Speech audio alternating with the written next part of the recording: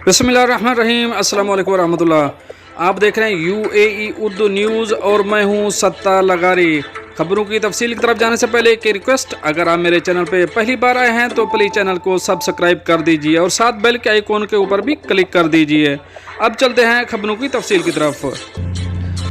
UAE में हफ्ते में 3 दिन की छुट्टियों का पैकेज मुतारफ। अब इस खबर की तफसील। UAE ने हफ्ते में 3 दिन की छुट्टियों का पैकेज मुतारफ करवाया गया है, लेकिन इसके साथ एक शर्त भी लगा दी गई है जो काफ़ी सख्त है।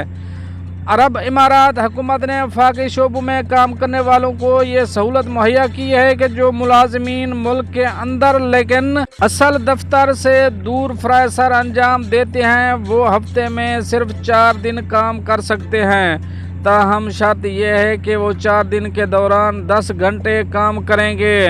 ये सहूलत उन मुलाजमीन के लिए भी है जो मुल्क में मौजूद इदारों के लिए ड्यूटी सर अंजाम देने के लिए बैरून मालिक मौजूद हैं। वो भी हफ्ते में 3 दिन की छुट्टियों के मज़े ले सकते हैं। इसके अलावा दूर दराज इलाकों में मुलाजिम अफराद के लिए भी ये सहूलत मुहैया की गई है।